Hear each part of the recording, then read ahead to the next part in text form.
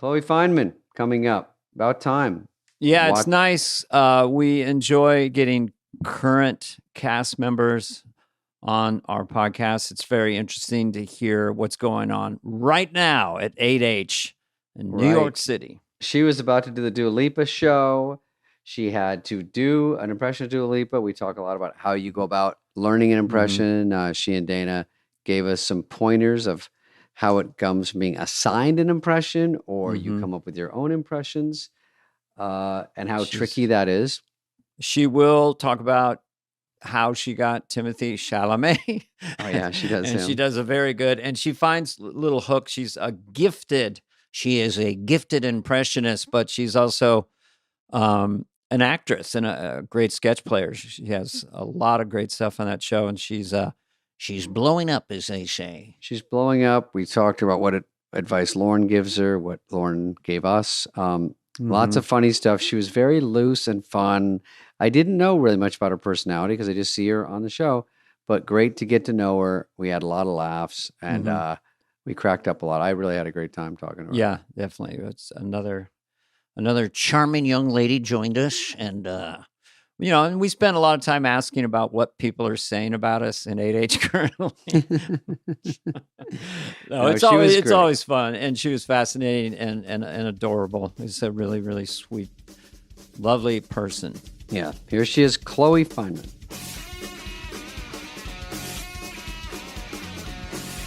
Pete. No, go. Yipe. That dog isn't scheduled till Friday. That dog has no SAG card. Get it out of here. Come on.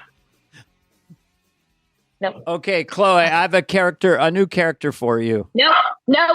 A person trying to get on Zoom with technical voices coming in. Go to AR7. Okay. Do you see a blue dot? No. Do you have a Bebop Deluxe button? Yellow button in the Push corner. Control Alt. And like some sort of Roman numerical numbers in the upper left hand. It looks like a kaleidoscope. All right, let's click out and try again. We've been through this for years.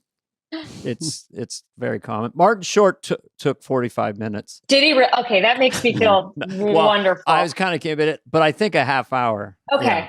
And I took 10 minutes. 99. And I'm that's Are you guys in LA? That factors out kind about of. Right. Southern California. Undisclosed location. Okay. Don't worry about it. Okay. I don't need any paps in my life. Like I'm really getting followed a lot. So you're in the white hot world of Saturday Night Live and you're living in Manhattan. Yeah. Wow. Zooming from the kitchen. Did you live in New York before or spend time in New York before you got SNL?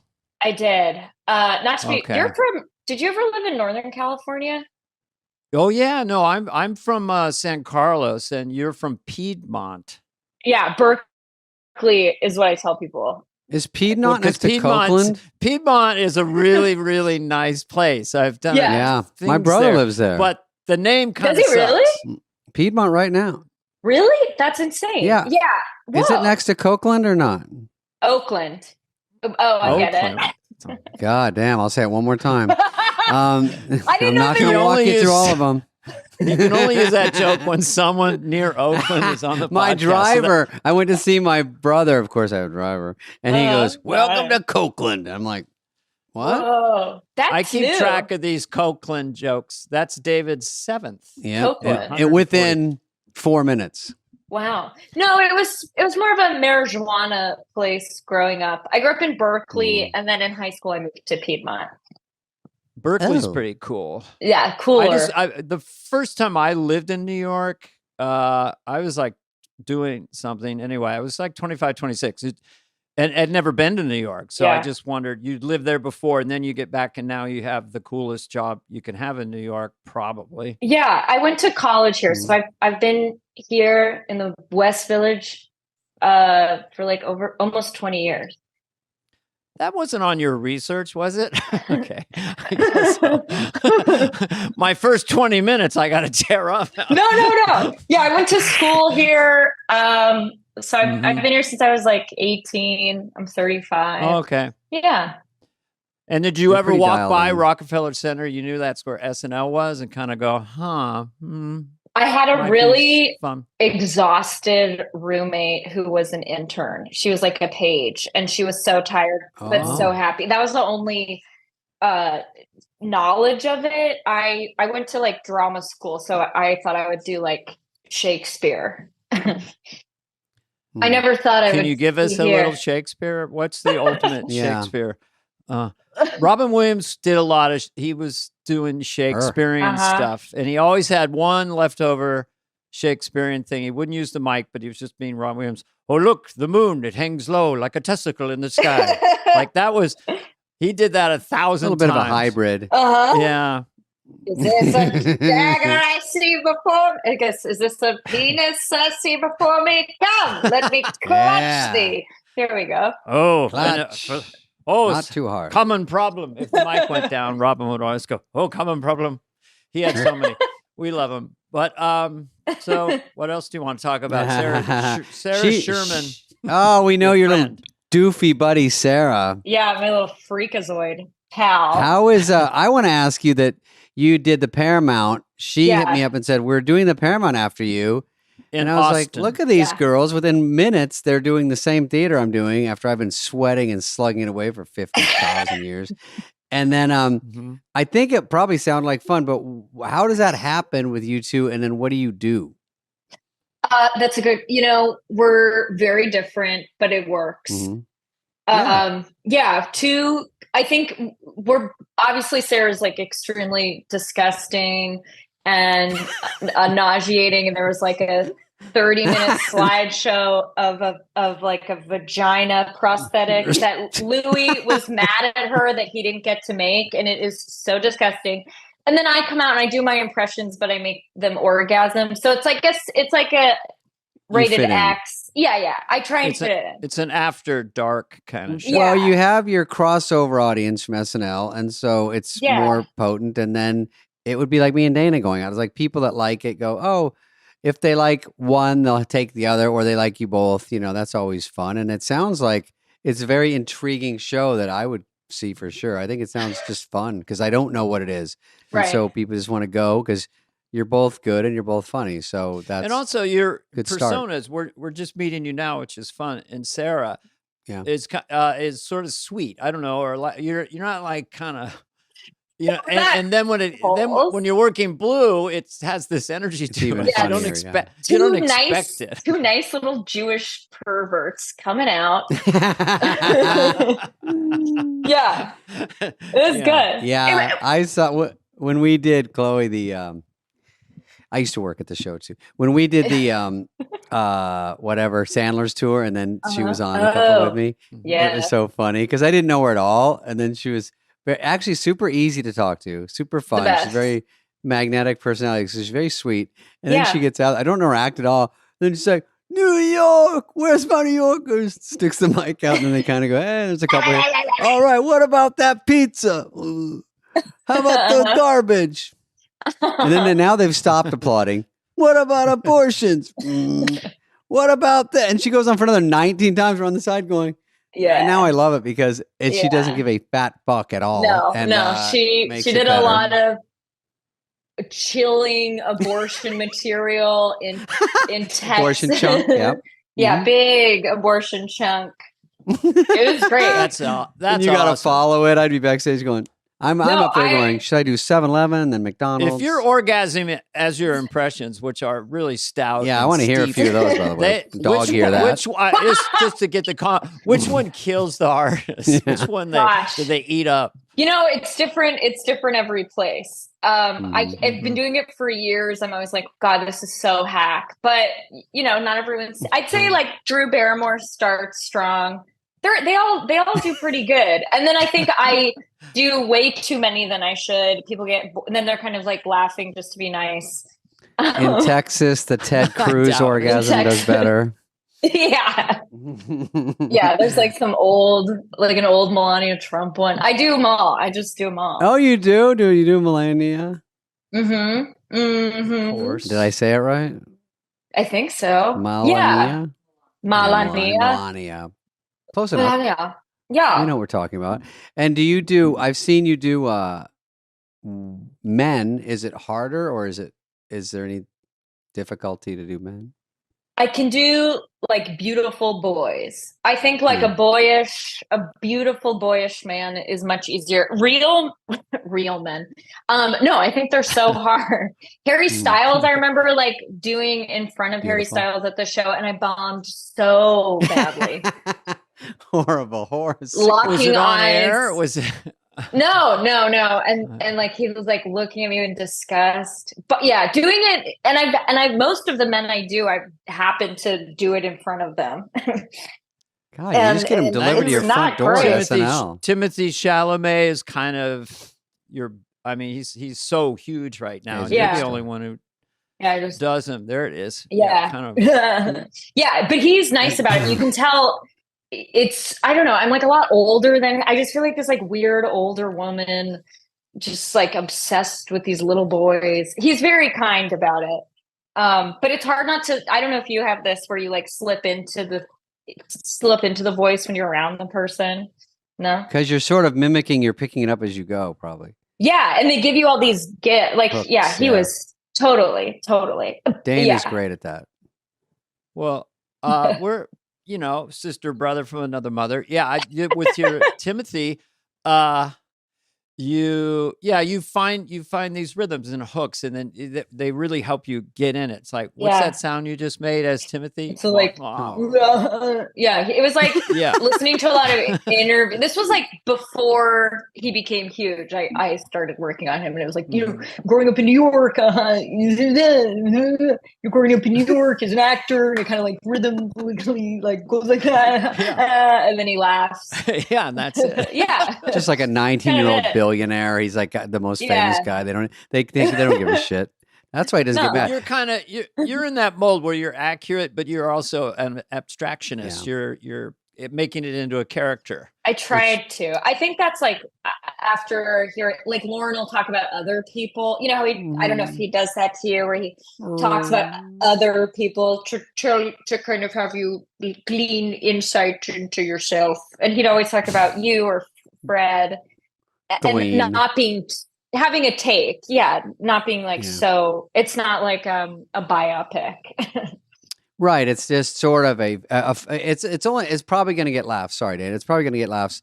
Meanwhile, I'm the guy that doesn't do impressions, but it gets more laughs when I watch you or Dana. You do an impression. Obscure and hooky. I saw your little, but I saw your Lord.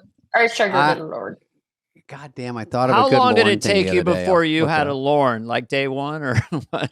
Yeah. Honey, I think as soon as I sat across from, the first time I met him, I was like, this is never leaving. The first thing he asked, when you have to like meet him, I'm from the Bay Area, and he was like, are your parents hippies? And then that was I like when he talks nothing about like you're auditioning for the show. Come in, wait 5 hours. And then you come in, he's like, do you like baseball? You're like, what? I know. It's just nothing about show business or anything. I just like to get a feel. He told me once, I go, Lauren, I'm looking for an apartment. And, what are you up to, David? He's totally bored with nothing else to do. David, come in. And I'm like, oh. And then he goes, sit down. I'll make some calls. And then he goes, when he's done with the calls, he goes, what's going on with you? Basically, like, are you still on the show? So I go, yeah. And I go, yeah, I'm looking for an apartment, but I'm a little torn because one's like Upper West Side and one's like Lower Upper West Side. But one was a little more expensive. And he goes, it's important where you live.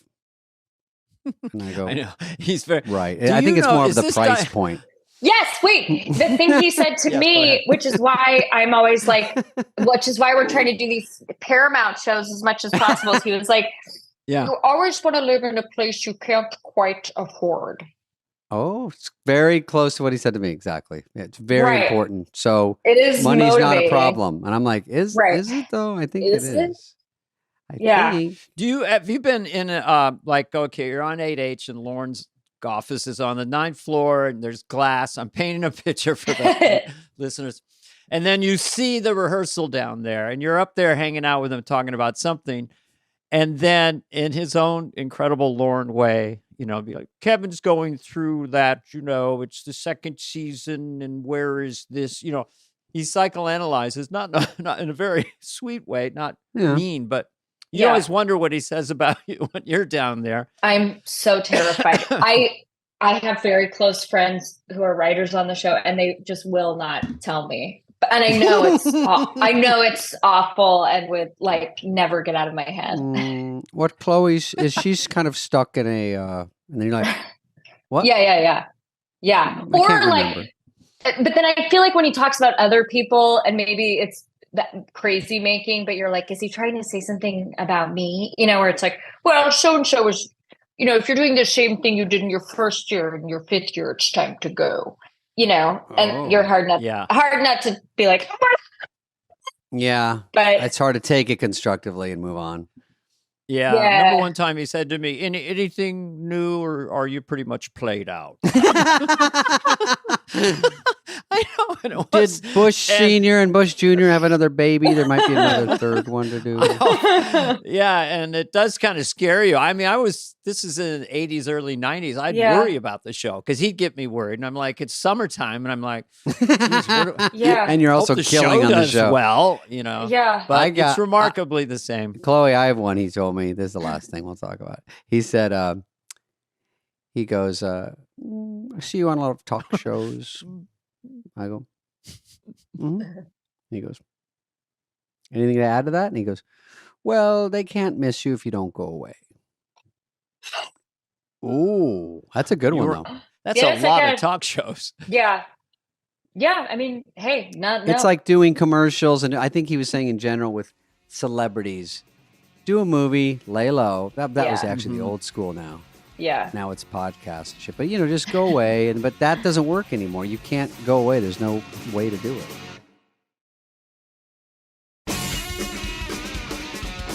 Back to Chloe's. Chloe. We like pee foul. I'm trying to. Chloe, what's a pee foul? Gosh, that was Is it a peacock? Yeah. It's like. Maybe that was my first impression. Yeah, we had a bird calling contest at my weird high school, and then we were flown and went on David Letterman when I was like 15. Fucking sweet. And he was kind of dirty. Yeah. He said, or we were dirty. We didn't know we were said something about like feeling your inner bird. But you were like these like 15-year-old girls. It was weird, but it went on TV. And was that dirty? I don't know. He was like, whoa. I think I saw that. You saw her doing her pee foul? Yeah, I remember the bird call thing, and it sound. Just do it again because it's reminiscent. I must say.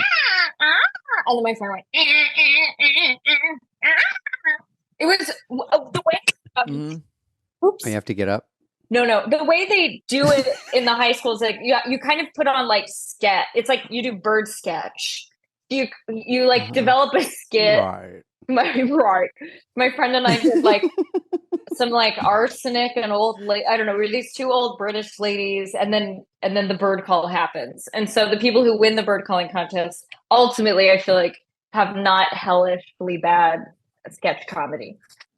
Mm-hmm. That's great. I do one. Watch this. This is birds in the morning. God, I'm not hitting the high one. Wait, your sound went out. You do really quiet birds. It's beautiful. Dude, I play it. Why? It says, wait, what's the other one? Oh, here's a bird flying away. Ready? What? I could have fit right in to your high school. No, you totally. The easiest one was someone, if you like grab your throat for turkey, it's like. That's like that's early first year. Yeah. So when you're a little kid and you're seeing people on TV doing what you're doing now, do you remember that feeling of? And then you're actually doing it. It's kind of cool. I mean, I'm trying to think of your age group, like who blew your mind when you were 10 years old? I mean, you guys certainly did. We had I'm older, so we had VHS, like best of VHS tapes that I watched in my reruns. Yeah. No, they were like compilation. Yeah. VHSs. And my best friend had all of them, and we'd stay up and watch them all the time as kids. And then when I was like in high school, that was like the Kristen Will era. But I've been watching it since I was like, I have a video of me as a toddler in Berkeley, and the Coneheads are playing in the background. It's just forever. Love the Coneheads. And was your dad an actor or? My dad is an improv improv guy. No, he's in biotech. Oh, but I just thought maybe. no, he's insane. My mom is a painter, and my dad, when my mom was pregnant with my sister, would take me to improv at Fort Mason in San Francisco. Okay. And there were a lot of Robin Williams friends, and her. And I would go to this class with Rob Schneider would take this drop-in class. Yeah. And then I would do it as a little kid. And then he retired 10 years ago. Now he goes twice a week, once on Saturday in San Francisco and then in Marin and Mill Valley on Wednesdays with my mom. Nice. Mill Valley? Oh. Yeah. Mm-hmm. Schneider's from Half Moon Junction. I have a house there. Mm-hmm. Do you?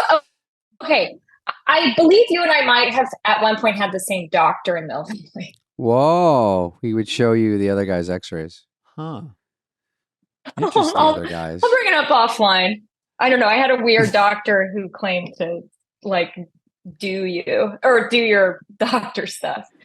Oh, really? You should see. Here's some clips of Dana's colonoscopy. If you have some time. I have a doctor. I still have an MD in San Francisco. Oh, no. Yeah? Mm-hmm. Is this boring you, David? I'm sorry. No, because Dana says, no, it is. But Dana also, when he calls in for his prescriptions, his secretary goes, "Oh, no, I need your address." Well, no, it's I call in for the same prescription every 30 days. She's very sweet. You want to do what? Oh, yeah, I need the same one I did last month.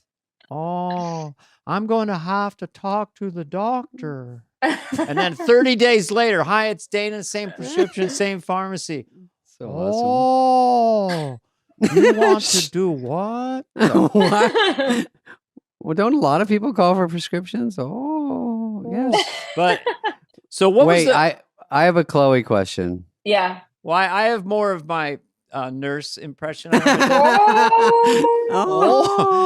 love it. She goes, oh, she's confused. Oh, you have a question for our guests? Well, first of all, she's into fashion. I wonder if this green pops on Zoom. Oh, yeah. Yeah. Okay, that's one. Definitely. And that's from someone who has an Instagram where there's always it's funny to see you go from serious, funny Chloe, then you're serious, knockout, fashion show. Blue Steel. Yeah, that's good. I won't bore you with that. But also, Nicole Kidman, I did a comment on one of your Instagrams because the way you say no is so funny, and I was trying to relive it with letters. But how is the proper way to say no? It's kind of NAR. I think it's N U A E R. Nor. It's so fun. I mean, do you try to do these impressions, or do they sometimes just come to you? Do you seek out? Okay, I'm going to do a Nicole Kidman. Sometimes at SNL, it helps if you're assigned someone, and you're like, okay, totally. I got to try to learn it. Yeah. But no one else does Nicole Kidman, or is anyone else? Not really. I feel like most except of for my Keith Urban. Yeah. You cornered the market. I think I have weird taste. I just I don't know. Meryl's I auditioned with Meryl Streep, Nicole Kidman, Greta Gerwig. I just really Greta Gerwig. Yeah, that was the only thing. Gerwig. Lord laughed. That's a new one. That was the only thing he laughed at in my audition. I heard him chuckle. What was your take on her? Yeah, it's just Greta Gerwig. Her oh yes, and she talks in these little shapes and gestures, because he had a thing. That's funny if you didn't even know who it was, but it is. I just remember it's usually I get inspired, I guess, when people win awards. There's them on talk shows you get a lot, but I think when someone's having an emotional thing happen, I guess winning an Oscar, I just find it so funny. Greta Gerwig was hey, yes, and, this women, yes. They're hyperventilating. And that's how I got my Frances McDormand was okay, I'm hyperventilating. Okay, like inclusion writer, but like she had a hyperventilating. I don't know. That's usually when they come to me. I don't really seek them out. It just makes me laugh so hard. About award shows and what you're talking about. Does it feel like sometimes they'll win the Oscar, like Frances McDormand, and then they'll come up and they're exactly the character, like she's this tough, totally, kind of alpha woman. Yeah. And sometimes maybe to win an Oscar, you just go super far away from the character, so that when you get up there, you're like talking like this, or you're playing some street hood or something. Just an observation. Go. This is like every acting class I was ever in. You're She's crying, like, you're alone, you're Italian. Go. Go. Yeah, she's a name. I want to fan out on some of these. Okay, we've already done those, which I love. Reese Witherspoon, which is like just a sound kind of. Yes, it was like I was watching her on Oprah, and the way she snippets. said Oprah made me, or she was like, I'm on Oprah. And then she'd be like, I'm on murder. And the way she said murder, like, really killed me. It's like, similar in her throat. Like, it's like, I guess I do. Everything is ultimately a bird call, I'm realizing. Yeah, really. Yeah. Kind of how I sound. Jennifer Coolidge is just so such an interesting. Yes. You do that, right? You must. No, I don't. Who, Dana froze? Did I freeze? Keep going, Chloe. Almost in a Jennifer Coolidge way. You can go. Yeah.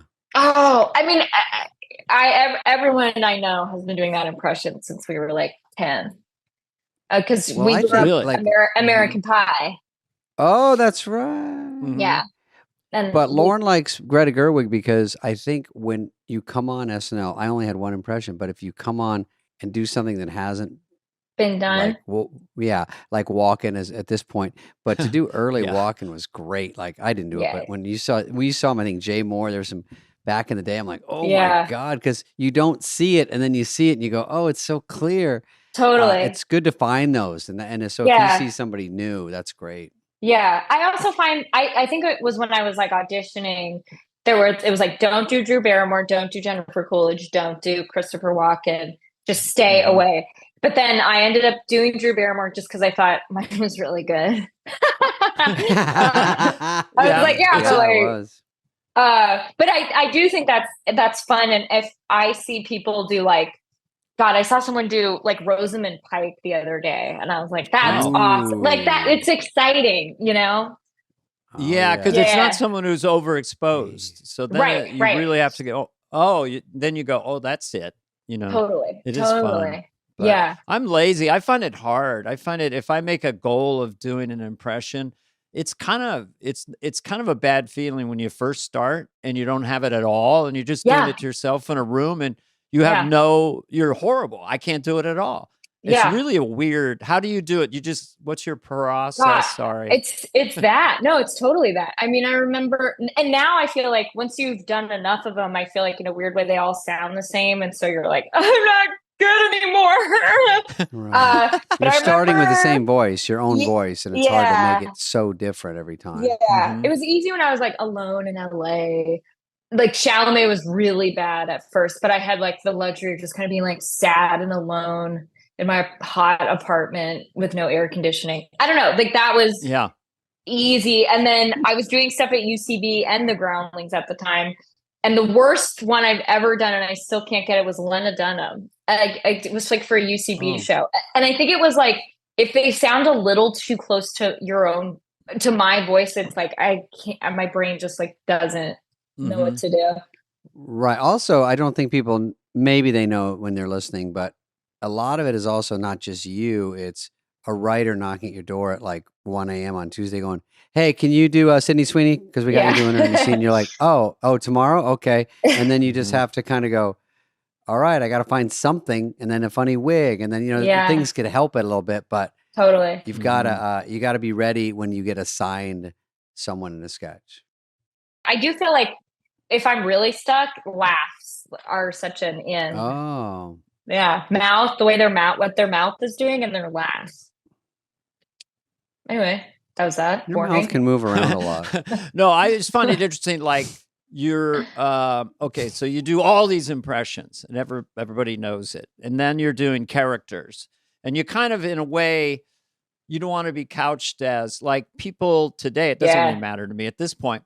Oh, you're the impressionist guy. Well, I go, what about Church Lady Garth and Hans and Franz? They go, oh, so you know. Inventing Chloe, just you as an actress. This is my new character. You want to do? It's like, want to do what? I'm gonna have to talk to Lorne. But I just thought Inventing Chloe was such a cool and Piper Dunster, and I feel like someone who has an ear and can do these things can also, of course, do all these other things. It's just that it's on demand on Saturday Night Live. There's a lot of demand for celebrity impressions. So it's just great for someone with biggest payoff talent. Yeah. I feel like all of us kind of, you know, you like find the thing that you can get on the show in your first year or two. Sarah, disgusting. Me, Sarah's like prosthetics, brilliant. And then I was like impressions. And then, you know, you're like, okay, this is like my life raft. But now that I'm in my 5th year, like I haven't really done that many this year. I don't know. It's nice that we can stretch ourselves. Well, it's hard like to keep coming up. Yeah, you go. Sarah's like, guys, nobody do a 6 foot tall vagina this week because I'm doing it. I was like, okay, is that like an update thing? Yeah.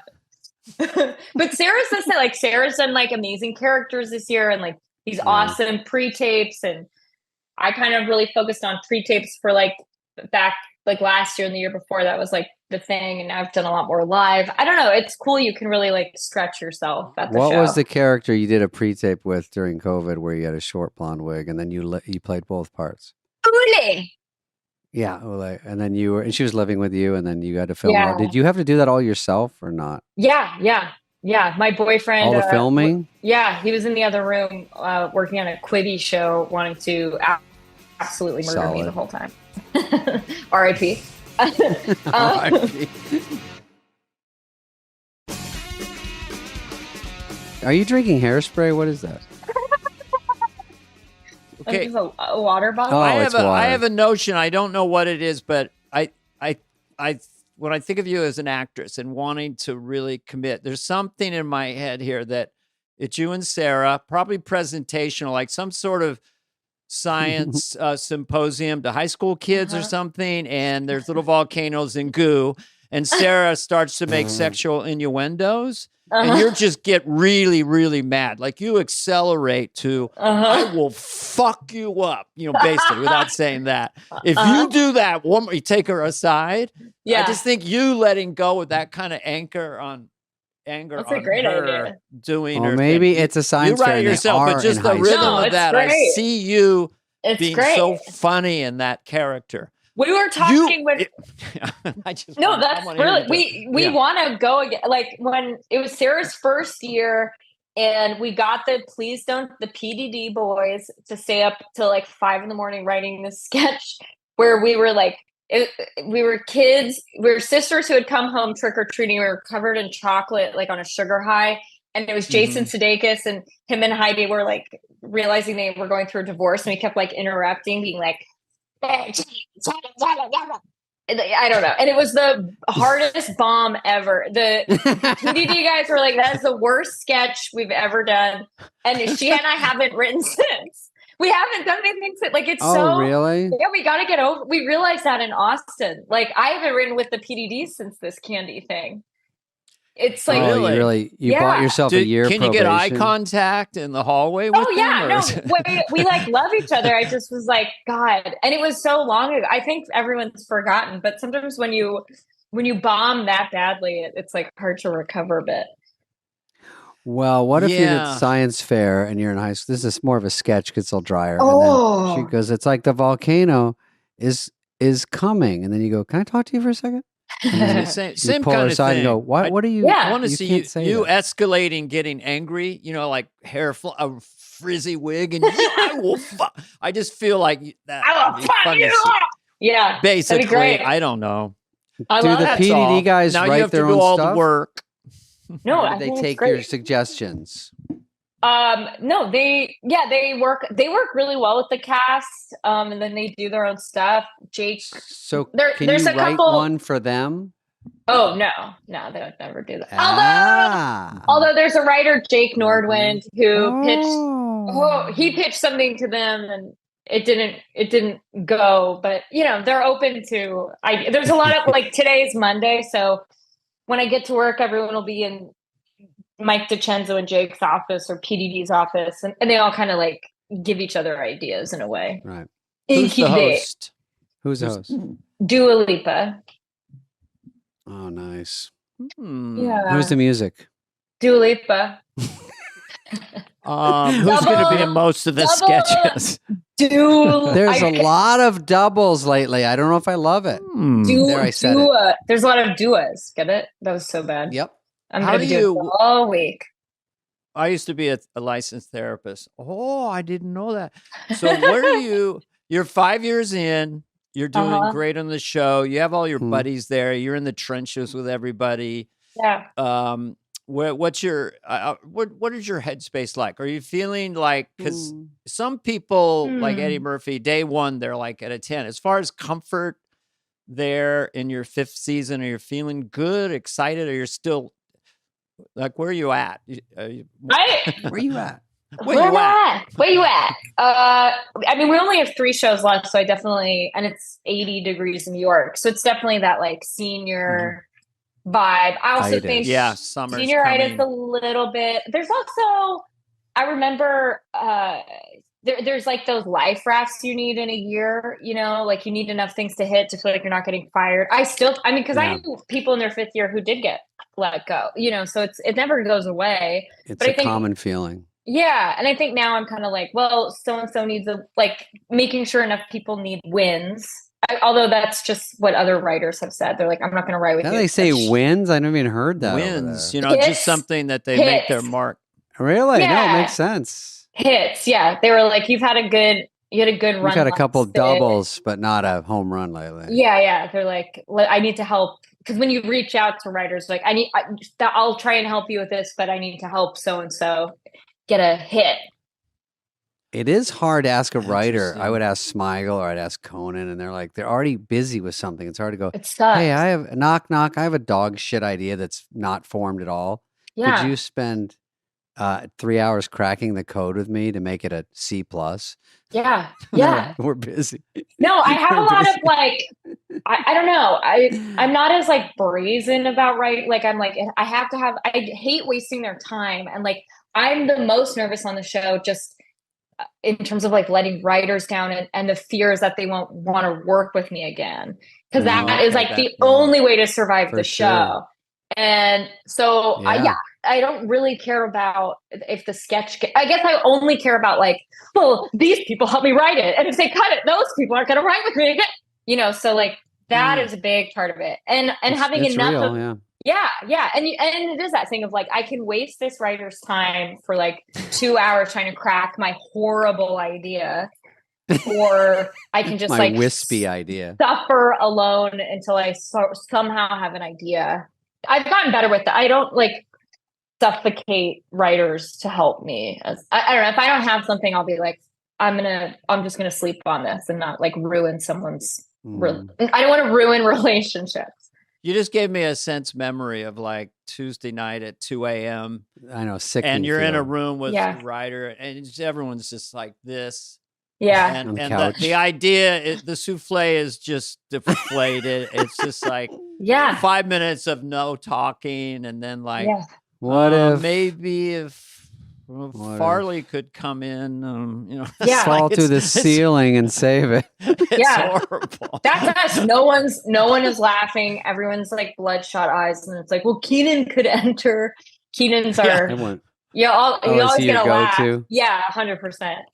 Yeah. Right. Keenan is so articulate and so clear, and he has such a strong voice, and he has like a mischievous vibe about him. Like he's not breaking, but you clearly see he's enjoying it.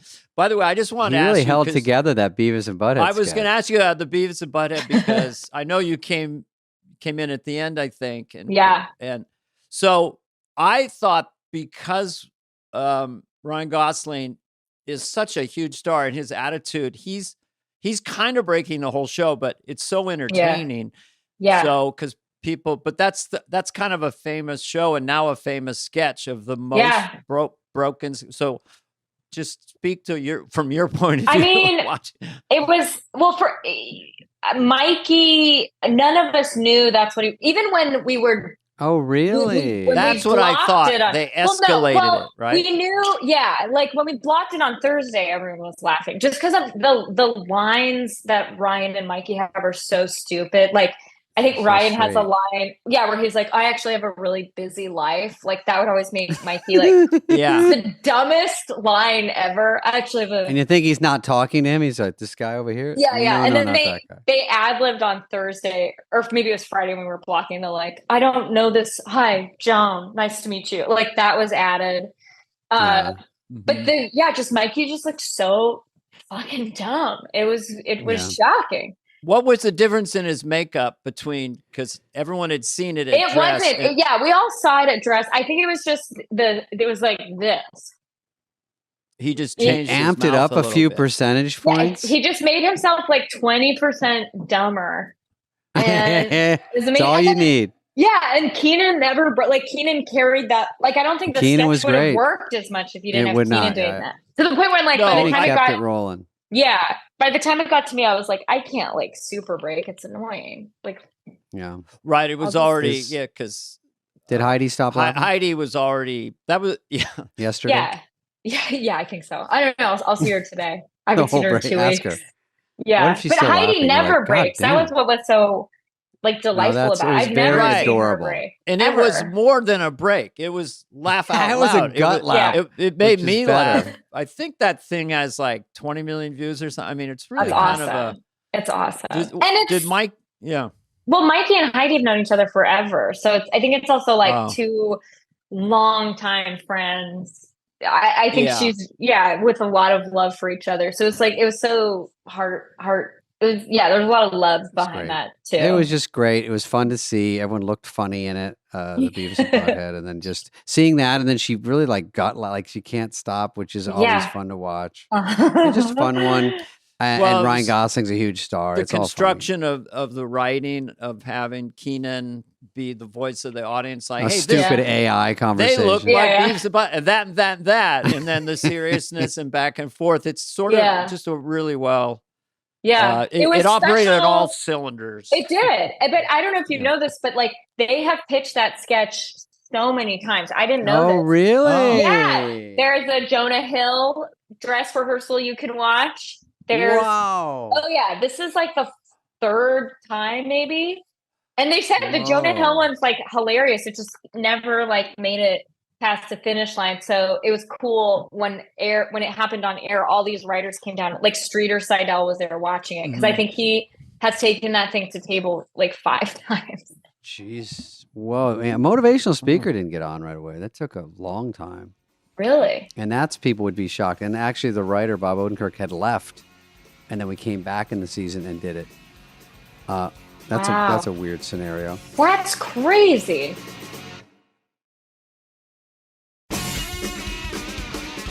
Have new cast members, which ones have come on since in the last 5 years, so that you would be the wily veteran, or you came in with Bowen and just Bowen, Shane for and Shane. Yeah. Did you meet Shane when that happened, or you never even got to meet him? No. A part of me I met him at like one of those like Lorne baseball games, like 2 years later, and he was so sweet. Can you get us some hot dogs, Chloe? Yes. What would you like on it? What do you want, relish, Shane? Whatever you met him there? He was there? Yeah, at a baseball game, like 2 years later. Yeah, it was crazy. Oh, 2 years later? Yeah. But Bowen was a writer before I was, so I really felt very new. But Dan Bula and I were the same year. And then love Dan Bula. Genius. Bula's solid. And you came in as feature writer, or just feature, or cast? What was your cast? I was just a main cast. No, featured cast. Featured player. I think they call it a player. Yeah, and then who came after me? Then it was like Andrew, just Mukes, and now I can't remember. No, do you know everyone who's on the show? Yeah, I do. So now I'm acting like you're like I'm. I was just trying to remember. It was like me and Bowen. Then I feel like it was Punky, Andrew, Lauren Hall. Then came the Sarah Jadge, this guy Aristotle year. Then they brought in 100 people: Marcello, Michael, Devin, and Molly. Who does the impressions, and then she's not there anymore? Melissa. Yeah, Melissa was already there. Yeah. She was like 3 years in when I started. Melissa had been there for 4 or 5 years. I see her and Marcello. One thing that speaks to your ability is the understudy sketch where you did Melissa and you did Kate to them. Yeah. That was kind of interesting. How did they take that? I was so scared, especially like, I think we are all really close. But, when I started the show, like Kate had been on the show for like 9 years and was a superstar, but is one of the loveliest, weirdest. I was about to be like down to earth and very down to earth, but like Kate, I was like, I think I'll get a kick out of it. But like Cecily, I was really intimidated. All those women I was so intimidated by. But then it was sort of this like sweet. Cecily was like so into it, which was shocking. And Kate was great. And I was like, it was the thing too, when I had started, if you had a pre-tape, I'd written, actually with Dan Bulla, we wrote this murder show. And like just getting those super seniors to be in your video was so hard. So I was like shocked that they even were open to being in a pre-tape. Can they turn it down? Super seniors. I've had things turned down. Yeah. What? That was already approved? Of like recast? Yeah, I've had that. Mm-hmm. Yeah, I wouldn't do that anymore. Yeah, I'm not revealing anybody, but but then how many have you turned down? Kate was always in everything, and that meant a lot to me. I've never turned anything. I love the pre-tapes. I could be there for hours. Pre-tapes are tough. I know. You don't do them. When do you start? That's my last question. When do you start on pre-tapes? Because we used to only do them, Dana, right after read-throughs, like on a Wednesday, or Thursday. Thursday, kind of. Yeah. Because like, how do you know what's approved before Ryan Gosling gets there? Do you get him working Monday morning? No. Well, now they're doing these promos, so like I have to shoot a promo tomorrow. Where you walk around with a host or do something? Yeah. They're like, "Can you do a Dua Lipa impression?" I'm like, "No." So I'll do like I'll find some bird call version of her tonight. So you literally right now, just for our listeners, so you've been assigned this impression. Yeah, and you have to have it down by tomorrow, and you don't have it right now. No, she's British. No, I'm not like Melissa was part of Melissa's genius was she could do these singing impressions, like Lady Gaga. I cannot sing for the life of me. Yeah. Well, you'll have a funny wig. You'll have an accent. You're halfway there. Yeah, we'll be okay. But otherwise, Wednesday night, they pick your stuff, hopefully. And it's cool with the pre-tapes because usually you'll get an email like 15 minutes before the pics are out asking to Zoom for your video. So it's really sick as hell to be like, oh, thank God. Like we did that's how you find out you got on? Boom. Yeah. Email. We did a Pilates video and it was like, you got the bing and we were like, oh, and then when is the next morning? No, then they have to build the set Thursday and then we shoot it Friday. And then for like, when it would be like a me-centric video, that would be done. Sometimes they would pick it on Wednesday, but not really, and then be like, "We're going to do this next week, but shoot it like on Monday, or we're going to shoot it on Tuesday." And then the writers were so mad. The Inventing Chloe we shot on Thursday, so that was the next day, and we weren't thinking. And it was when everyone was doing like rewrites, I think. And we wanted like seafood towers. So we basically like stunk up. Oh, I saw that. 17. That looked expensive, by the way. It was really expensive. It was really gross. And like all the writers were like locked in they were so mad. Oh yeah. That was cool. Yeah. That rewrite table with Jim Downey was probably, Dana, 15 hours of, just going over every goddamn sketch. And you weren't even in them, or you wrote one. You just go, Spade, wake up. What do you got for me on this one? You're like, Yeah, what yeah. if this guy says this? Yeah. Yeah, that was a tough job that day. All right, Do you- Dana, what else do you have for lovely Chloe? Or do you have a don't have question for us? You're off the show this week. There's no show this week. No, do No, it. no. I'm kidding. I'm kidding. Oh, good. So I think go we'll do back. another hour. Unless you We're have gonna let her something to do, run. we can go into our second hour. But No. She's fun just to say talk hello to the cast. They're all brilliant. It's the show's Wow. cooking. Yeah, it is. It's like found its, but we've like figured each other out a little bit more. Yeah, Say and hello to I that do think Brillo that pad, Sarah Sherman. the audience just keeps discovering. Yeah, crazy Sarah. What did you say? The sun has knockers. Oh yeah, Yeah. she was on our show. She goes, by the way, just FYI, audience, Dana and I told her later. I go, we both found out later we didn't understand. We didn't joke. understand, and we just laughed because it was so bananas. But she said, they're saying the Earth is flat, but I think the sun has big knockers. I didn't connect that.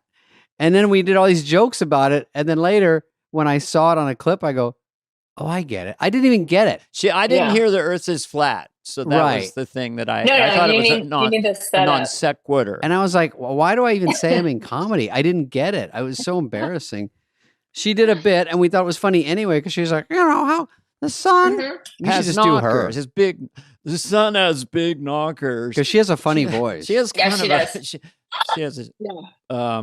but you can go walk to work now. I could actually today. Or do you have a limo?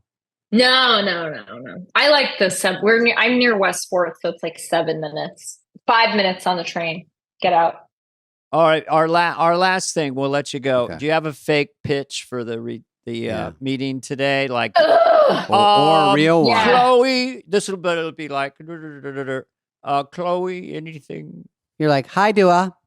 That's how you start. Yeah. Hi, Dua. So over the break, that's usually how it starts. I'm going to think. So I'm the worst at it. Yeah. Mine are like weird. Everyone has their thing.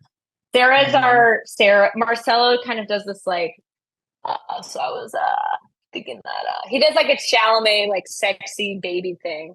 I'll tell him, I'll have it one way and then the pitch is so bad. But then sometimes they do become sketches. Yeah, they bite on. Right. The host doesn't know. They bite on a fake pitch and you go, uh-oh. Sydney Sweeney, I pitched her the Hooters idea where I was like, maybe work at Hooters. Ooh. Oh. And we're counting tips. I get $20 and you're like, cool. I made like $40,000. And then she DM'd me to write it. And then we got in so much trouble for like sexualizing. It was so fucking funny. But it was, you pervert over here. I know, you perv. That was a good one, though. It was very funny when you're counting your money. Stupid. Yeah. So stupid. Some of that just silliness. I think this is sort of, just the way the world is, all this madness and everything. And just abstraction. That's why Beavis and Butthead maybe it hit so hard. And that Hooters sketch just, I think we're in the mood for like just madness. I know. I think so. I think the political climate, like we also like it's you can kind of touch it, but not really. It's like it's opened the door for weird, which I think is so nice. Weird is like a relief. Yeah. Because I'm not the smartest with the political stuff, so I do these little shorts for this just because if I do Biden, I feel like I'm doing something really nasty and wrong. Anyway, so I kind of have to do it. People get so mad when there's he does so Biden. many Trump like, jokes. What? But I have done some silly little things, and people, I don't know, people seem to like that now. I don't know what you call it, abstract or weird. I like that. I like that a lot. But movies are like, I was thinking that the Sasquatch Sunset. I don't know. Movies are weird. Everything's weird. We're in the age of weird. You know, it's funny because there's a lot of superhero movies because I figured out that the bad guy can't be a certain race or religion, so you make him just a monster. And then no one gets mad. Or you know what I mean? Or you can be a transformer and they go, think of it. Okay, the I'll let that pass. The influence on entertainment is because of the trauma of Hiroshima and Japan. There was all this radioactive Godzilla movies and worse than so it is an influence on whatever the zeitgeist or the emotional the emotional temperature of the culture. Yeah, totally. So totally. two people having fun, being really silly, and it's just great. So yeah, I'll be watching Saturday. Don't be we'll nervous. Watch. Well, yeah. Have fun, Chloe. Thanks, guys. Chloe, thank you for doing a Zoom from the kitsch, your new sketch. Hey, you're welcome. And I'm sorry about being so inept at this beautiful microphone. But at least you nailed it. I'm going to bring this to pitch. I'm going to just pitch with a loose That would be so funny. Just stand up. I actually think I might do that. It's pretty funny. Loose mic. You go, hey, Dua, can you hear me? She's like, yeah, I'm 2 feet away. Okay. So Chloe, sometimes this doesn't work in here. So nice to meet you. Nice to meet you too. Chloe, thank and you. I wish you all the best and Thanks, keep having guys. fun and say hello to anyone who would ever care. Anybody that'll listen. I will. All right. Bye-bye. This has been a presentation of Odyssey. Please follow, subscribe, leave a like, a review, all the stuff. Smash that button, whatever it is, wherever you get your podcasts. Fly on the Wall is executive produced by Dana Carvey and David Spade, Jenna Weiss-Berman of Odyssey, Charlie Finan of Brillstein Entertainment, and Heather Santoro. The show's lead producer is Greg Holtzman.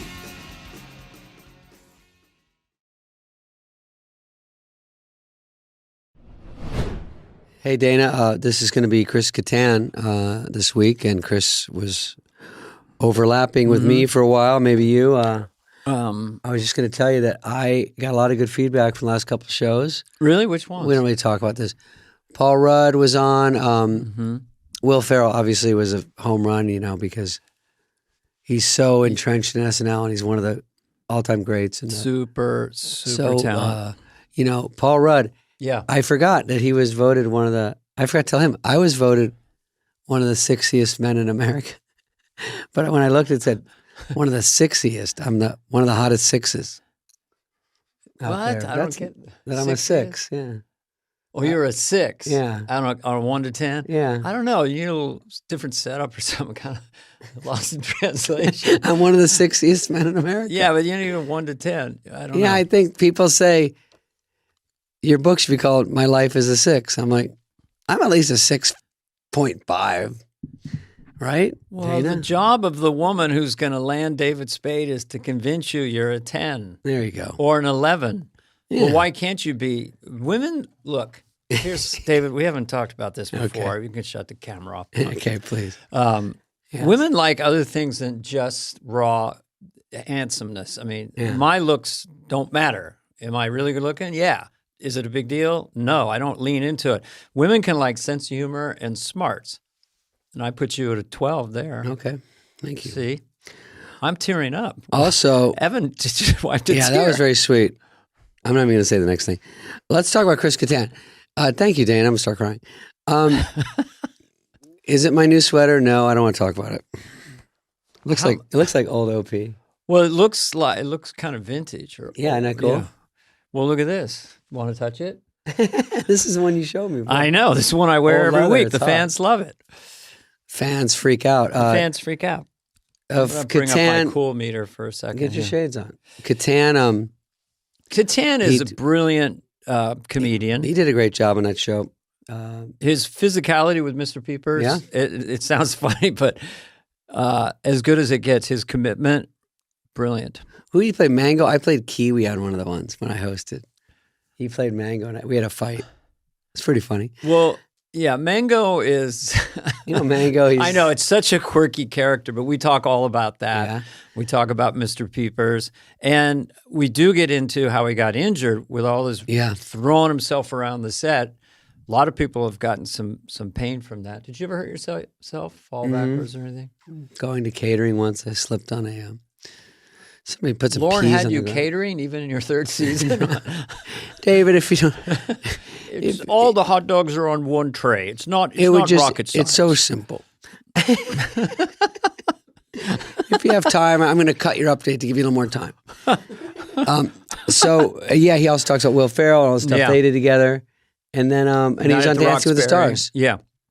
Yeah, and just as a really nice guy. Packed full of action stuff. Yeah, enjoyed that interview a lot. So I hope you do too. I really do. All right, Chris Kattan. Chris Kattan.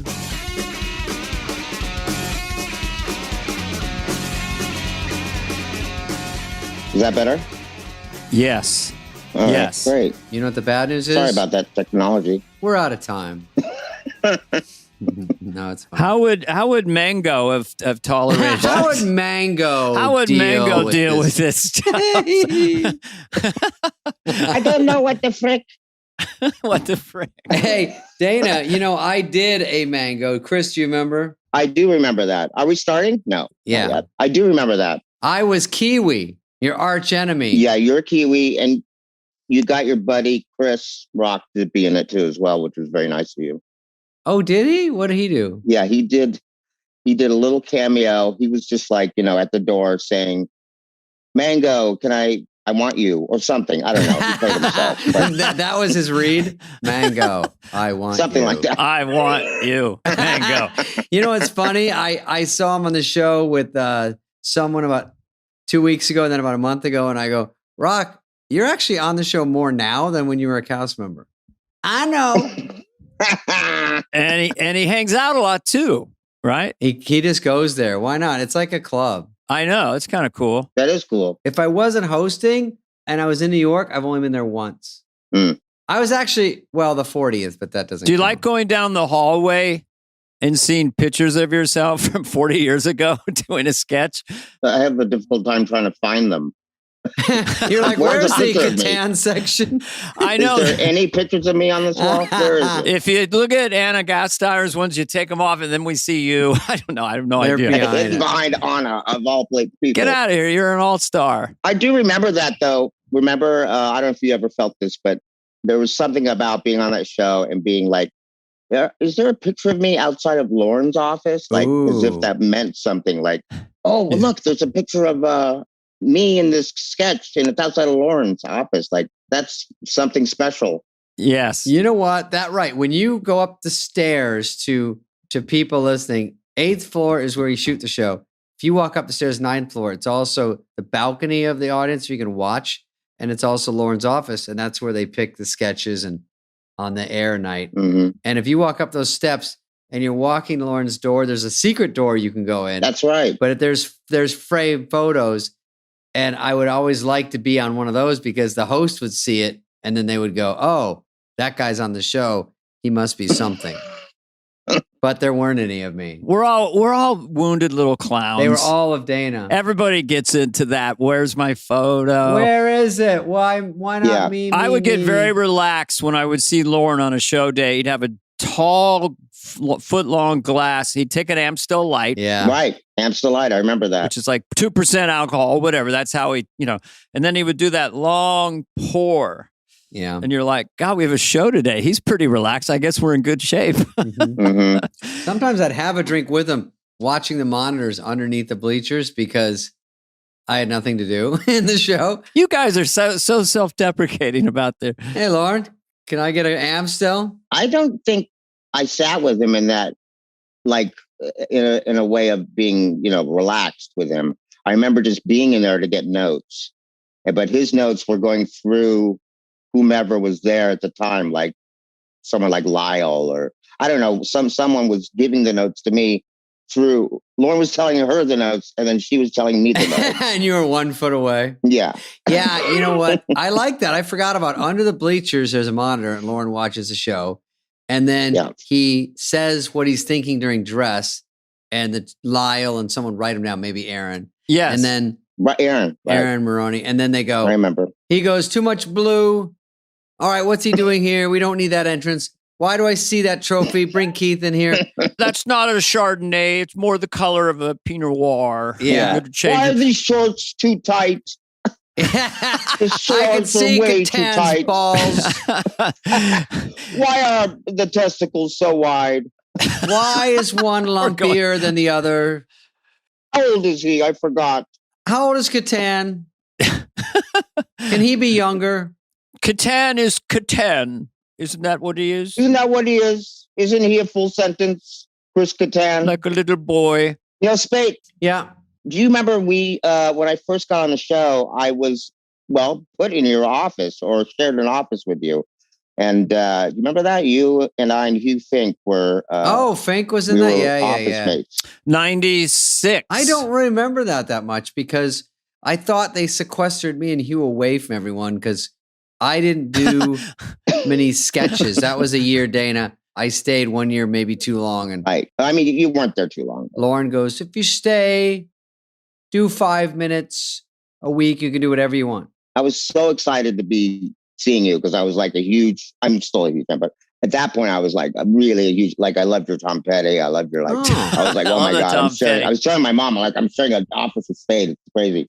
I was so and you were totally relaxed, of course. You were so dry and I feel, David, you're too relaxed. No, I that was a way when I got there, you just see people that have been on. So it's fun to say, right. Oh, I'm with people that are actually on. They've been through the fucking grind. It's like Saving Private Ryan and you're the new guy and they're like already in the middle of their hike and you're like, hey, I'm new. And they're like, get in line. We're going in. You're like, we're already? What? I don't know anything yet. They're all grizzled vets. Yeah. I didn't know what was happening, but I just stuck with, but Lauren was helpful. He was just telling, he told Shoemaker to say that, why don't you try out the gibberish guy? So that's what I did the first week that I was on. Was that your first sketch? Yeah, I was the Slough Forester, good afternoon, gibberish guy. Yeah. But they asked me to do that thing because I had no idea what to do otherwise. I was like sitting in front of a computer and I didn't know what to do. It was like 6 weeks before the end of the season. Putting diarrhea in your pants. Yeah, you came in mid-season? Actually, 6 weeks before the end of the season, which is not after mid-season. Yeah, I came in 4 weeks before the end. I know that's definitely weird because it's already going. It's already happening and no one's got time for you. Yeah. But I was really excited to be in the same office with you. I was like freaking out. What did you bring from the Groundlings? Or they'd say have some stuff in your back pocket. Was the gibberish guy one of those? The Sue Forrester, Mr. Peepers, and Mr. Peepers, the monkey thing, which was made. Thank you very much. Please hold up. Well, I want to talk about Mr. Peepers because I go by when I watch the show and something is kind of supernatural, like I've never seen before. It never gets out of my brain. And that one was like, wow, this is so different. It's so cool. And weird. Was that to eat the apple? That's where I ate the apple and then I dry humped somebody. Yeah. But to turn yourself into a monkey, a human animal. I'm a half man, half monkey. So that's what I was. That's what he was in your he's literally a hybrid, half man, half monkey. Basically, yeah. I was there for a read through the first time. Mr. Peepers, Catan walks out half man, half monkey, wearing a diaper. Peels his apple, takes a bite. Yeah, what? And then I got on the table to I have to show that I can do this physically because it was. Oh no, sketch. You got on the table. Oh no, and the read through in front of 60 people. Yeah, people were not very happy about that. Because you're getting apple shillings on everyone. All over everybody. Don't get juice. Really? Yeah, I got on there. I got even jumped on the main table. The table. And then at one point I went to the window, behind Lauren and jumped off there. And I even remember Yeah. And Piedmont was like, Jesus, Catan. Who was the host? Do you remember? Jesus, Catan. I don't know. Probably Charlize Theron, or I think it was Charlize Theron. Do you remember, Dana? I wasn't there, but a story where Ben Stiller, Dolly Parton was the host, and I was there. Yeah, what happened? He did U2 or something. Well, Ben stayed up all night working on a U2 sketch. I was the Edge. He was Bono. and Ben decided we would all get up in the read-through room with the 60 people and put on a sketch. But Ben had a loose vest on with no shirt underneath, and Ben stayed up all night and had not showered. And he put Dolly Parton right up against him, and it was interesting. Poor Ben. Well, she has double D. Well, I don't know. Why are we talking about that? Anyway. That must have been an interesting sight. I think everyone knows Dolly Parton has big boobs. When Dolly did the show where I'm on the soundstage with Phil and John, and she goes, "Okay, boys, I'll look away so you can look at them. I'm going to look away now." So is that what you said? Look all you want. Get a good I remember seeing look. 9 to 5 as a kid, and I was like, oh. I love 9 to 5. 9 to 5, yeah. Remember that movie with Lily Tomlin Hell and yes. Jane Fonda? Hell yes. I remember her. That's great. So how long were you at Groundlings anyway? How long of stay? And your dad was the beginning. He started it with people basically, which is amazing. He was one of the founders. Yeah. So he was in the main, or there wasn't a Sunday show then. So yeah, he was one of the main, he was a cast member, original ones with Paul Rubens and, Oh, wow. The apple doesn't fall too far from the tree. But so he was there. I'm trying to think who else, Laurie Newman and, those. Oh, wow. That cast, I think. And that's what inspired me. And he's passed away, but he did all the sticky stuff. He was actually in a class that Jerry Lewis taught once in the 50s. Wow. So your dad is doing all this, and then you're a little kid, and so you're being exposed to comedy constantly as a little kid. He watched a lot of old movies. I mean, you guys probably have the same thing. You were educated someplace, somewhere, of some sort of inspiration, and he was what inspired me. I don't know what inspired you, Dana. I mean, you must have were you doing To the Mirror kind of thing alone in a jail cell? It was there were 5 kids, jail cell, 4 boys, 5 kids, and I kind of had a dream of it, like by the time I was 8, 9, or 10, of just being one of those guys on TV. I didn't think movies or even Saturday Night Live. It was just Danny Kaye or, I don't know, Smothers Brothers. So I had a secret dream, but I went into cross country and track. I never took theater.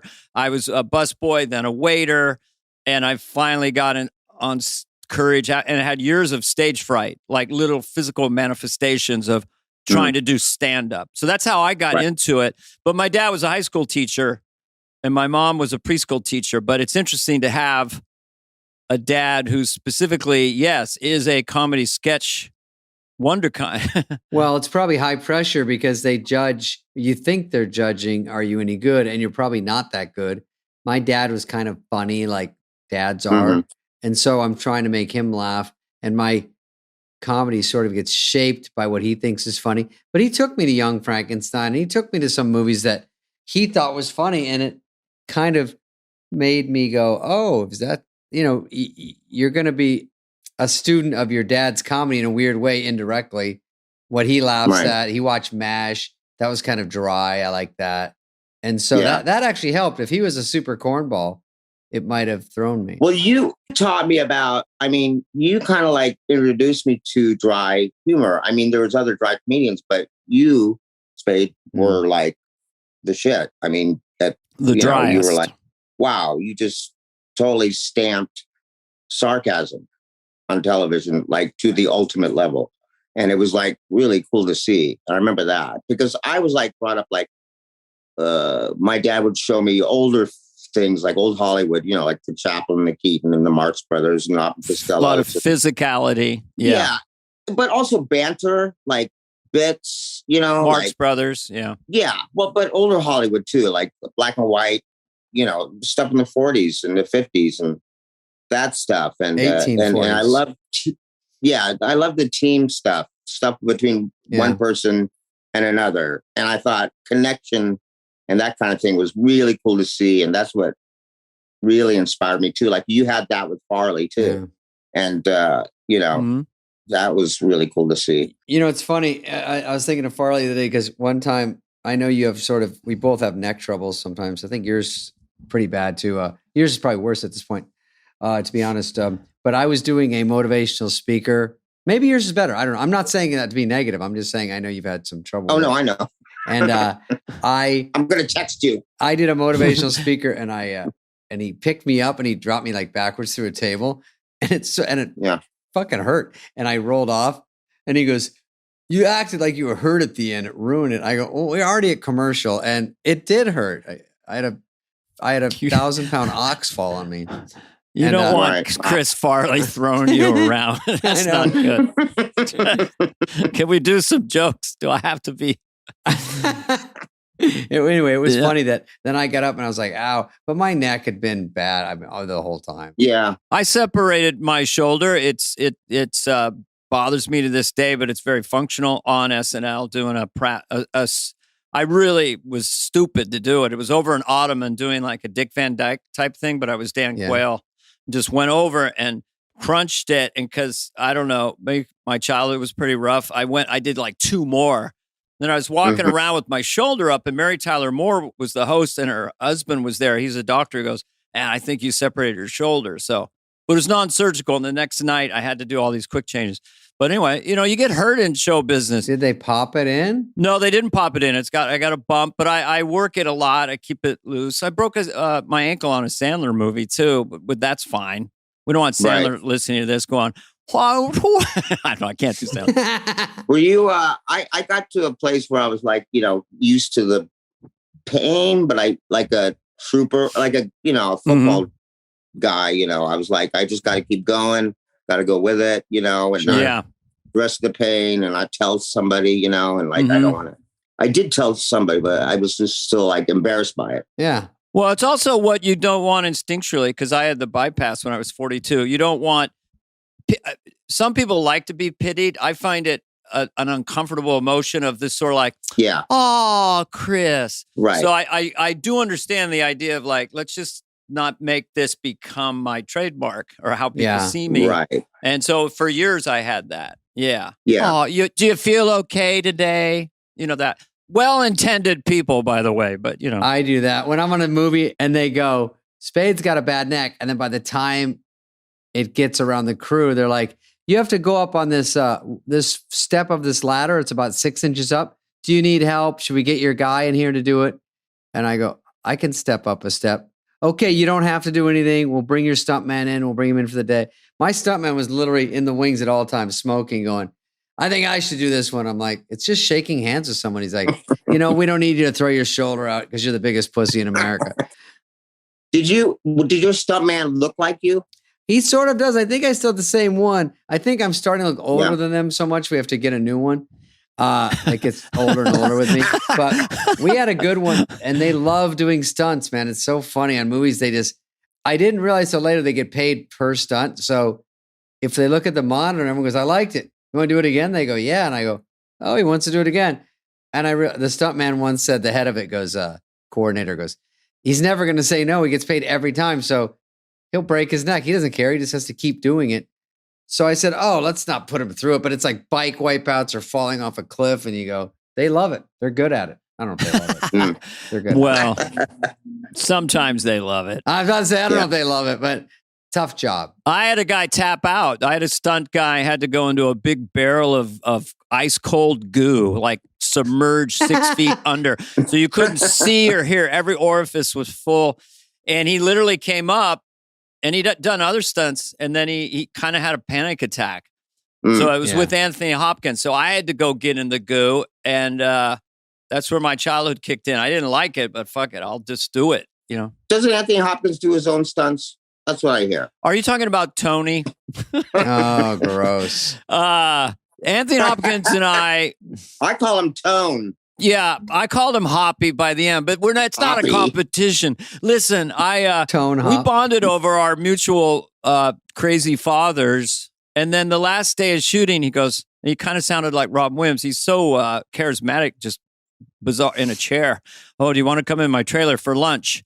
So I'm like, yeah, that'd be great. But then a woman from Entertainment Tonight was there and says, well, you're scheduled to do this interview. And she started crying. So I cancel it. And then his assistant, it was the last day of shooting. She said, that was the first time Tony ever invited someone into his trailer. And you fucked him over? But my Entertainment Tonight segment apparently was great. Oh, it was great. I'm going to look that up. Regrets, but I loved Entertainment Tonight. I remember when Can you do the theme song? Jody Watley. Yeah. Oh yeah, what's his name? Did the theme music to it? Tesh.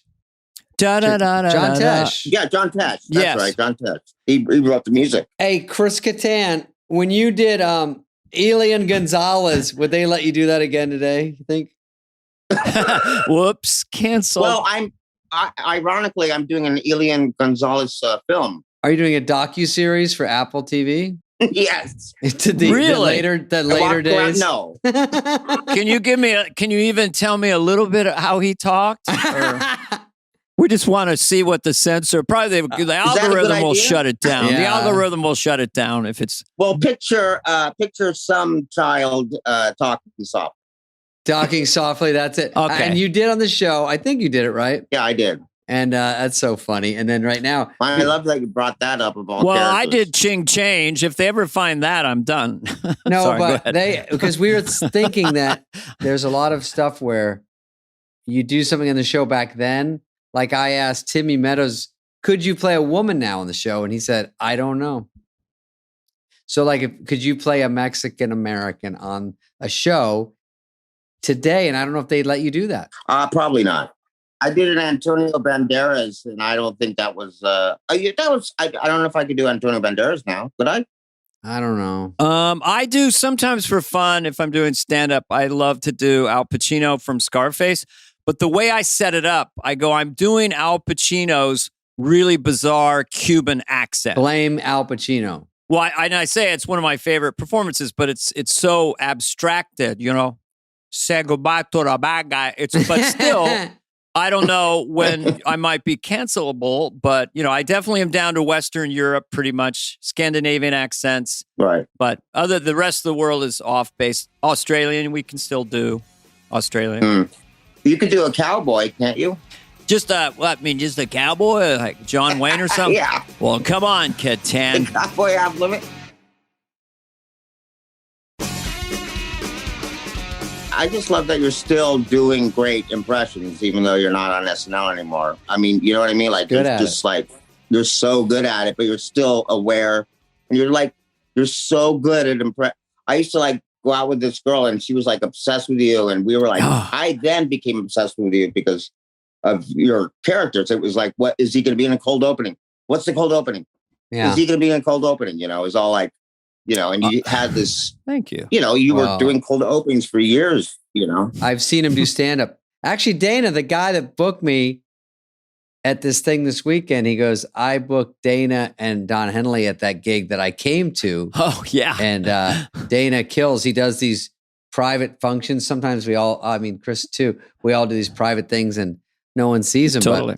But Dana goes out there and does 18 different presidents and he does all these impressions and it fucking kills. And then I go up there and I go, hey, dogs are funny. And everyone's like, dogs? What is he talking about? They don't relate to me at all. Well, it's basically, it's doing sketches as a stand-up. So when it works, it works. But in a big room, and if you have great jokes like Dennis Miller or you, they will carry over. I mean, Chris and I did one of the weirdest gigs in Laughlin, Nevada. And it was like breaking light in the afternoon with sun in your eyes. Oh, you guys, I love it. A giant 3,000 seater with maybe 100 people and wind, and I'm going, this is just impossible. And I'm kind of doing these little characters, and it's but thank you, Chris. That's very nice. Yeah. Well, of course, it was that's what was happening. It's not like me. It's that's what was going on in comedy. Hey, Chris, I have a question. It's not about that crummy gig you just did with Dana. This is about, by the way, that's the gig I probably auditioned for and didn't get. You auditioned for stand-up? I auditioned for your guys' stand-up over there. And they said, David's new nickname is Self-Deprecate. It's a character. I think it's funny. No, I did gigs this weekend. I don't know when this will air, probably in 2028. But I did a gig this weekend. And there's so many different types of corporate gigs that are so funny to do because most of them are hard. Most of them you do medium at best. It's very hard to kill because you're usually going on in between the cordon bleu and the people are eating and clanking, and they're almost you feel like they were told right before, do not connect eyes with the comedian. Always look away and talk about something else while he's on stage because you're on stage going, out of your fucking mind. They're like, they're all chuffing in the background. You go, it's so funny. But anyway, I did a gun show once. They all got these big steaks. It was in Reno. Yeah. And now, ladies and gentlemen, the comedy shenanigans at Dana Flurfo. And they just have the fork and knife. Their elbows are way out. Their backs are to me. And they're just chowing down. Every once in a while, they would look over their neck and kind of nod a little bit. And they're like, why is this guy so noisy behind me? I did a show, and it was I don't know, it was in Colorado, and there was an elevation situation. So when people were drinking, that one drink is equivalent to like 3 drinks. So everybody was wasted in the audience. Yeah. Awesome. They were just like, and there was one girl in the front row was like, no, he's arguing with her boyfriend while I was on, like, no, you don't. You tell him. I'm not going to say anything. Oh, about you? Great. No, well, it was like, am I involved in something that I just, how can I be involved in something that I'm not, I don't even know who you are. I was thinking that, but they're like, no, I'm not going to say, you can't say it. And, but it gave me it gave me some material. By the way, did you do a commercial? Was it the What Is Love? Yeah. And that was a commercial with the Super Bowl? It was a Super Bowl commercial. Yeah. Nice. Those are nice. Yeah, that was fun. And it was other people doing it, right? To it? It was, yes. It was, oh God, what was her? Missy Elliott and somebody else. And then they said, oh, this is a really big budget. So they literally went to other countries to see people bop their heads. Oh, that's good. Like that. Like people in Japan, or penguins in Alaska were bopping their heads. It was like... Penguins are expensive. It took like weeks to shoot. Can you still do it or does it hurt your head? No, I can do it. Where did that come from, Chris? That sketch and then movie with Will. We were in the Groundlings and Will worked at Butterfield and Butterfield. And I remember that. I saw him. And we were like joined at the hips like all the time. We would do like temp jobs. One time he was an elf. Oh no, I was an elf and he was Santa, and we're like walking around and really Pasadena. All these things that seem like sketches. Pretty much. That's funny. We live like sketches. So this is the early 90s before you got on, or late 80s, early 90s? No, it was like 94. So you guys were still not making a living being funny at that point. You had to do these. What? No, not at all. We were like making, it was like unemployment or like whatever, unemployment and whatever you got. But he met his wife at Butterfield and Butterfield, actually, Vivica. So that's a good thing. So I met myself and whatever, play with myself. I don't know. Anyway, so we went to a bar and we saw a guy at the bar alone. And he was like just doing the thing it was all like he's pointing at a girl, pointing back at himself, pointing at a girl. Yeah, he literally turned. He got a drink at the bar. He was like this, and then he turned to to the dance floor. Yeah, and was like, do you want me to dance? You want me to come like out? that? Yeah. Do you want? You don't? Okay, that's fine. Whatever. So that was basically it. And we're like, God, that guy is so pathetic. You know what? It's very hard to take a funny scene like that where it's funny and you got to figure out. I mean, you guys are sort of just doing that, but I've seen scenes in life that I go, that's so funny. And it's to transfer that into a sketch, you can fucking ruin it. You can do it wrong and you go, God, what did I do wrong here? Because I know it's good. I just am not adapting it perfectly for what it should be. Something, but you got the music right. You got the look right. It was a funny hook. The song was perfect. And in the sketch, did they talk or no? No, originally they weren't meant to talk. It was just music over it. Yeah, but how long were they? How long were those sketches then? You had no verbal comedy. It was all physical. Well, we would go when Jim Carrey came on, and that was Fred Wolf's idea to add a third guy. Hey, Davey. Hey, Chris. Chris. Fred Wolf. Well, Fred just joined in. Hey, you're good. You're not so good. You're good. That's good. You're not so good. No, that's funny. That's not so funny. He'd always walk around with a cigarette behind his ear, but he never smoked it. Hey, Chris, I don't smoke, but can I talk to you after Chris? First of all, you're so good. It was so good. You're so fucking funny. No, it's truly really funny. I'm not just saying this. It's really funny. You were good. You're not so good. Anyway, no, it doesn't really matter. I tell Dana all the time. Dana's the funniest. I'm sorry. I told Dana he's the funniest. But no. You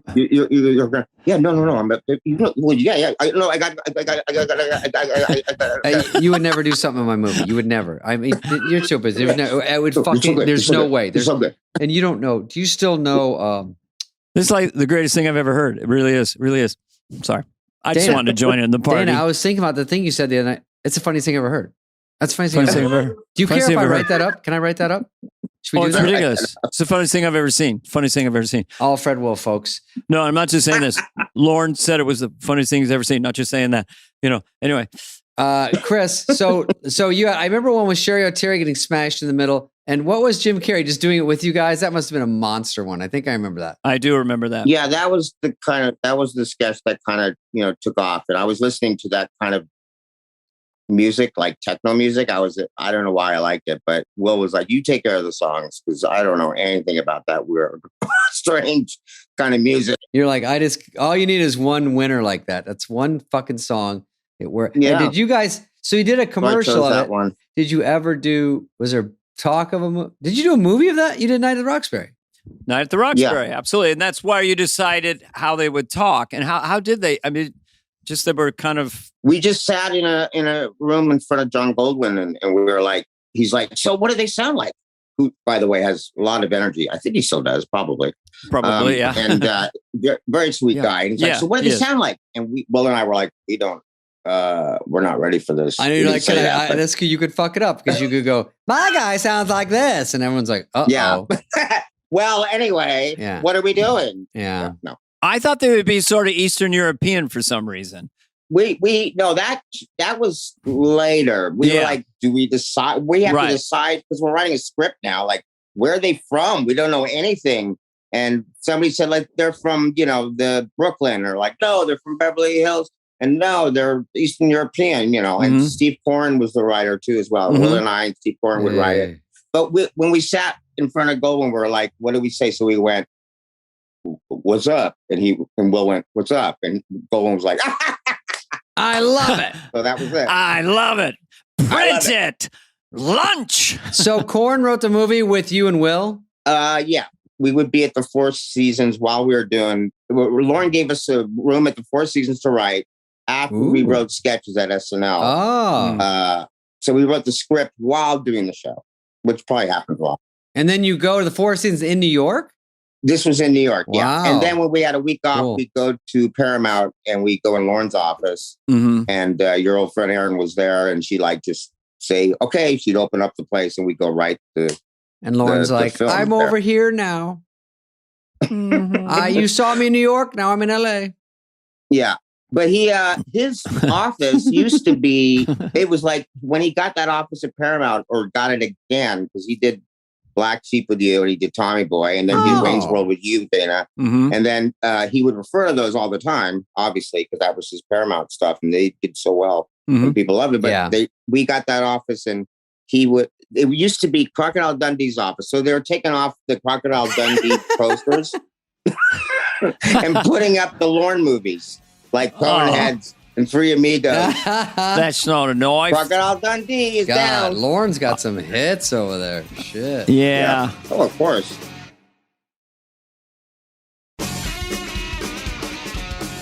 What was the great one with your brain when the dog was here? He smells my dog. Massive Head Wound Harry. Yes. My God. What a great fucking Head Wound Harry. I wish we'd God. show a clip of that. That was the dog. I was just writing great writing. I was just walking through, but the dog, they put, I guess it was like Gerber's baby food or something on this prosthetic skull I had. To make him lick it, right? They put a little bit at dress. He was pulling it. Yeah, he fucking ripped it off. I know. And I had a Lucille Ball moment where it's like, okay, do I hold the wig on? Right. Or do I let the wig go off? But I just thought, the sketch is going so good, I'll hold the wig on so it won't become about that. Maybe it was the bad choice, but when a dog goes crazy, the audience goes crazy. And you go, he smells my dog or something? Yeah. Yeah, but he says he smells my dog. But he was literally pulling the thing off her head. Yeah. And that's what was so genius about it. Like, it was such a struggle for that dog. Oh, yeah. No, we fought it out. He wanted that rubber head of mine. So, and I was Dana, you're saying at dress, they put a little, and then they fucking overdid on air, and it went chaos. The dog Hilarious. went crazy. Dog went dog. What happened. So funny. That's a genius who put that on there. Did you guys ever have a sketch with an animal during your time there? I don't remember. I don't remember. I think there was a real monkey in a Mr. Peepers thing, but we didn't touch it. Shit. Was that the same monkey that Mike used for sprockets? They just had one monkey that they... Yeah, that was the one. It was under Lauren's desk, ready to go anytime. Oh, Sprocket's monkey just waiting at the station for the call in his dressing room? Yeah, exactly. What about... Yeah. Oh, you did Dancing with the Stars too. Was it too hard? I've thought about that show and I go, I would collapse so quickly. Yeah, that's a good thing to bring up. Let's Dance with the Stars. Yeah, so I was on Dance with the Stars, and it's amazing how much those dancers are like. They were so trained. I mean, they're not trained, they're so good. So good. They're so good. And they're so motivated, and they give you like caveats, like you get more money if you stay a week, or they get more money. Something because... And they want you to have followers. You want people to call in. So those kind of shows incorporate everything that helps them. And it's actually helps you too. But those shows seem so hard because just regular, I think the training, they're so tough about, they do not want you. It's an all day event. They're just like, the more you train, the better you're going to win. You're like, I know, but I'm fucking lazy. I don't want to do this all day. Yeah, I wasn't lazy. I was in it, but it was just hard. And they were like, make me do moves that I'm like, I don't know how to do that. And I was kind of like, can you maybe like a situated so it's like not more about, but like easier for me so I could just do a couple moves. Yeah, they trick it to where they look like you're doing a lot, but you're really not doing that much, hopefully. Yeah, it's like I can't spin like that. And like there's like Simone Biles is like doing these incredible moves and she's like a gymnast. I'm like, I can't compete with that. If she was on your same one, I would just quit. Yeah. Yeah. It's over. She was incredible. It was like the background had fire going on. I'm like, mine has like little snow sparklers. We should do a show sketch comedy with the dancers and bring them out and go, come on, I hit that line. No, slow down. Yeah. Pivot. You're mugging. You're mugging. Just a spray tan budget alone. I mean, it is a fun show to watch. Everyone gets to know, everyone's good looking, all the guys, all the girls. It's unbelievable, but it's turned into such a biz over there. Everything about it. Yeah, I did learn a lot about followers. I remember because I was with Whitney Carson. She's like, you got to get these followers here. I'm like, oh, is that what's going on? I did not know that was an important thing. I learned a lot about Vicodin. I mean, when you get sore, I get sore just going to the mailbox. So I go up, time for a Vicodin. I wouldn't do it, but I just picked up a kettlebell. Oh, you just have a little Tito's neat and a Vicodin. It's 10 a.m. Like a little no Tito's one cares neat. that it's a morning thing, just to take the edge off. No, a little Diet Coke. I was taking gabapentin was the thing that they gave me. Gabapentin. Yes. Never even heard of that one. Oh, Spade, you got it. That's because it's not narcotic, and that's the stuff that loosens. I don't want to get technical or scientific, but that helps. Text me off the air with I'll text the you pill emoticon. Put that all the way across. That'll get my attention. I'll take a photograph of a pill and text you. I go to pill identifier. It's like my number one Google thing. I'm like, hey, I just found this on the carpet. Should I take it? It says 119. Yeah, they're like, that's a Tic Tac. It's got like a little horse on it. Yeah, it seems like it's within the last couple of years. It should be fine. Yeah. What do you mean it's acid? Just take it. How about you take it and we figure out what it is? All right. Yeah, that's I love being a guinea pig. That'd be so fun. Oh yeah, it's great to be the guinea pig. Yeah. Dana, where are you? Are you up north? Southern California. You are. And yeah. I did a comedy thing, and the guy was like, I got to go to this club because your son is running it. Apparently. Three Wheel. He's a part owner, and it's like a 70s seater. I'm actually going to play it. Yeah. That's really cool. Can you fill 70? I don't know if I could fill 70 because it's the younger audience and you go up and you're kind of the craggy old guy, Hey, everybody, what's going on TikTok? I remember when Milton Berle visited San Francisco, I was doing stand-up and Milton is here. He's like 82, but he wants to be one of the fellas. Yeah. I'm like 24. Right. But I always loved older comedians. I always, thought they were the coolest. Don Rickles. You do stand-up around local clubs and stuff? Sometimes I'll go do, like, I did the Improv last week, or I'll do the Comedy Store or something, but I haven't done that in a little while. But I'll do that. I like going out. Like, I was out with last weekend or 2 days ago with Lovitz and Tim Meadows, and we did a show. Yeah. And that's fun to do that kind of a thing, you know. And what's your first laugh when you go on stage? Ladies and gentlemen, Chris Kattan. Oh, good question. When I say what everybody says, good night, everybody. That's all right. You just have to do something. Everybody does that joke. No. Good night, everybody. Well, thank you, Kattan. It's good to chat with you, bud. Yeah, man. It's great talking to you too. And Dana, it's a pleasure. Really nice to see you, Chris. You're so Thanks, lovely, likable, and friendly. Is this show gonna This will never air? No, thing? it won't be on anything. It'll never air. Good. It'll be out at a certain time soon. We're just, and I'm just in my room, and I'm getting to see people that I've had different kinds of interactions with throughout the years. Yeah. Well, I think it's a great idea. When I heard that you guys were doing a show together, I was like, oh shit, that's amazing. So thank you so much for having me on. I can't tell you how excited I am. It's fun. Yeah. And thank you for being a sport. Thanks, guys. And Dana, I guess I'll run into you down the line. Yeah. You're still doing stand-up and stuff? Yeah. Okay. I'll see you. Go stretch yourself out. We'll go to Koi. All right. Bye, guys. Boy. Yeah, all right, Chris. Blue ribbon. Have a good day, Chris. Enjoyed it. All right, guys. This has been a podcast presentation of Cadence 13. Please listen, then rate, review, and follow all episodes. Available now for free wherever you get your podcast. No joke, folks. Fly on the Wall has been a presentation of Cadence 13, executive produced by Dana Carvey and David Spade, Chris Corcoran of Cadence 13, and Charlie Finan of Brillstein Entertainment. The show's lead producer is Greg Holtzman with production and engineering support from Serena Regan and Chris Basil of Cadence 13.